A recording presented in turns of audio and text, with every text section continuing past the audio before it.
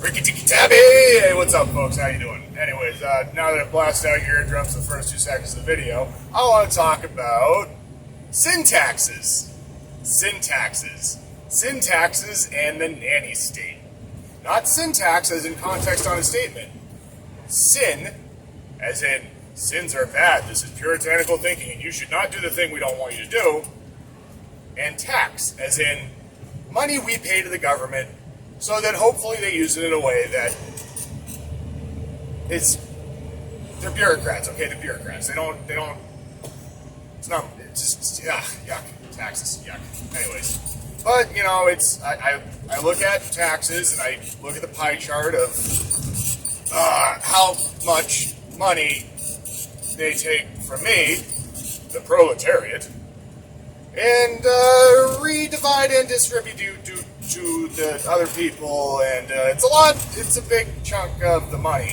It's a big chunk of the money that I pay, but so there's a hint of my political leanings there, and I don't like the nanny state. So I'm going to talk about the nanny state I dislike so much, and also say, hey, why can't we fix the roads? Can we fix the goddamn roads?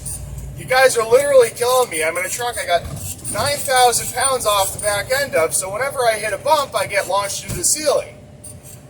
So, fix the roads, please. I see you're trying. I see that we're spending time fixing the roads, but it's been a long time coming. Come on. Anyways, so syntaxes. They're really common. A lot of cities and stuff do it, like on soda, chewing tobacco, alcohol, and big beverages, all sorts of things that, when consumed to excess, are very bad for the human body. You know, cigarettes. They're not good for you, and they're really bad for you if you use too many of them. Like, these are long-standing, well-accepted truths amongst Americans and the population of many countries. Like, if you're going to do this stuff, use moderation. So here's my pet peeve about syntaxes. Syntaxes disproportionately affect the most economically vulnerable. So you're doing something with the best intention. You as a politician are saying, we're going to help these stupid poor people stop poisoning themselves. And what are you doing? You're making them more poor, because the one thing they can afford that is an escape from their bad circumstances is one of the things we just described. I mean, soda's not good for you.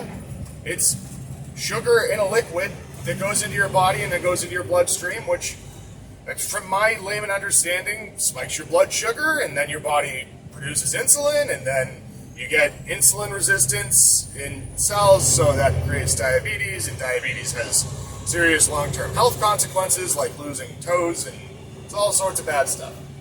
I try and stay away from the soda, but I like me a beer or a whiskey at night to relax. And chewing tobacco keeps me sane. So, yep, I do have a dog in this fight. You're 100% correct. So, once again, going back to what I was saying, if you're going to impose a syntax, well, that doesn't stink for the rich people.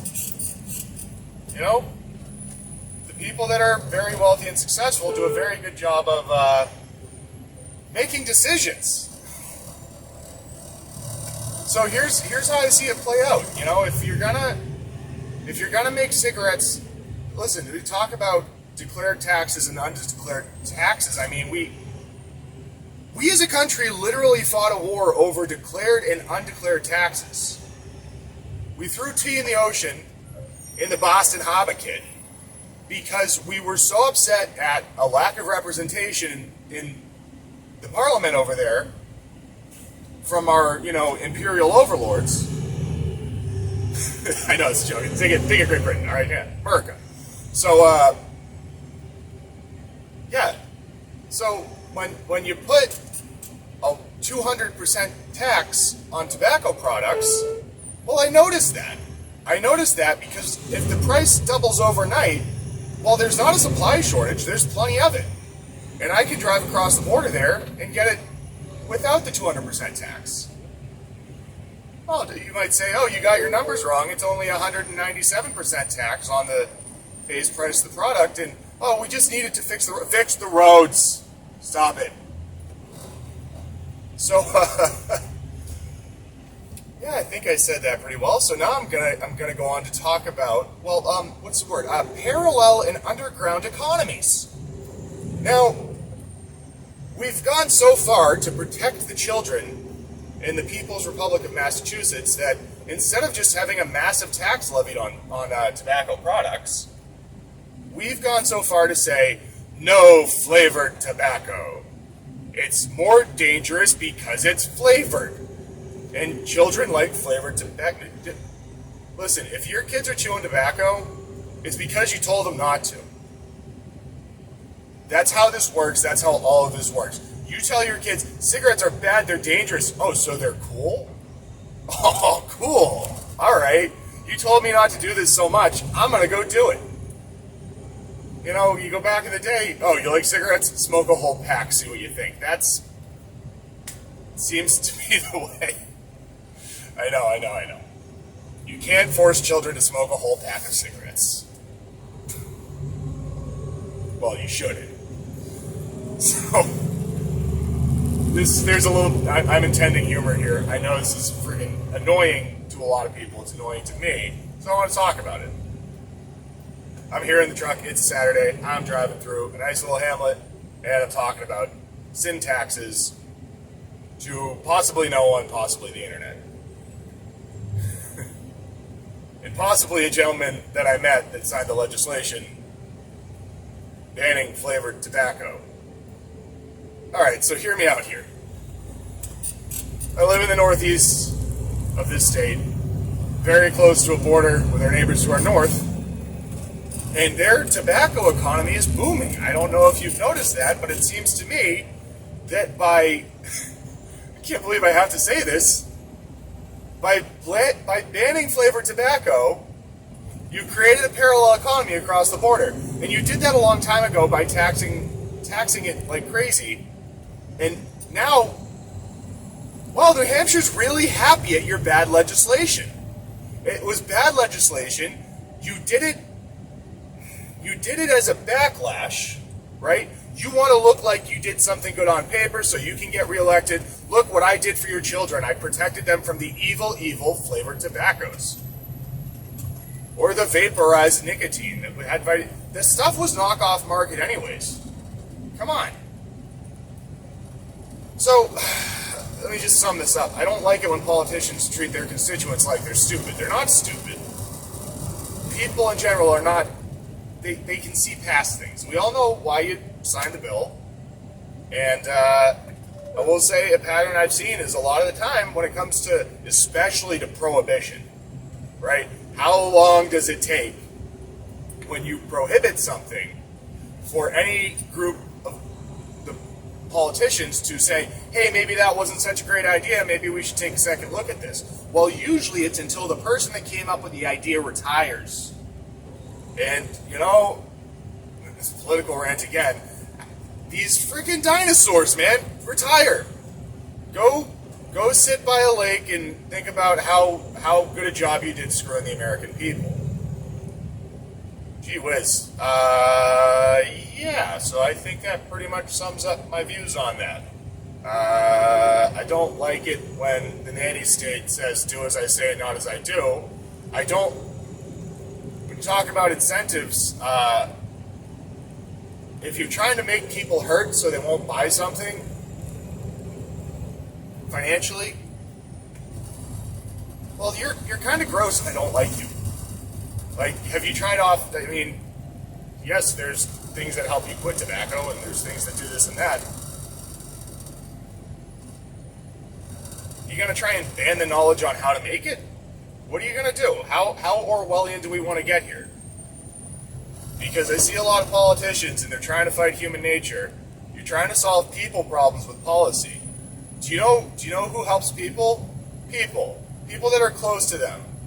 Those are the only people that can help people.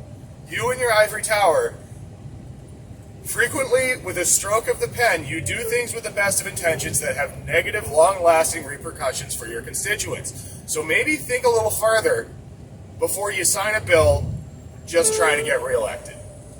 You jerks. Alright, well, I think I got that out there.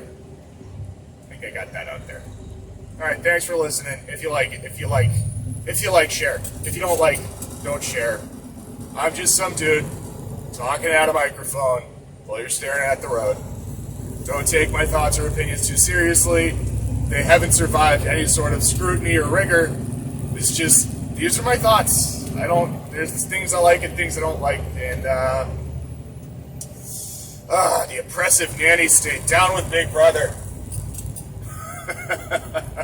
We are the dead. Alright, thanks for watching. See y'all. Aw, yeah. We got some sand for the chickens. Here we go. We got the New England bodywork. And I don't know if you can see it. You can see it. She's riding low.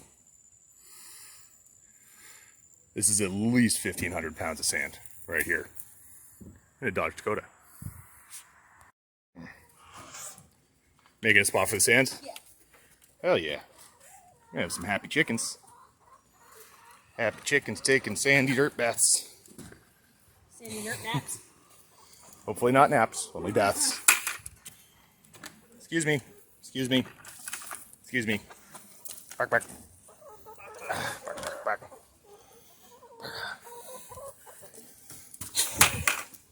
New things. Quit leaving your toys around. Because of me.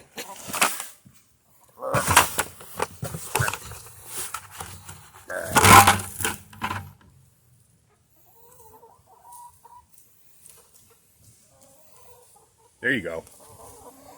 Now you got something to roll around in. Maybe you'll stop trying to dig out.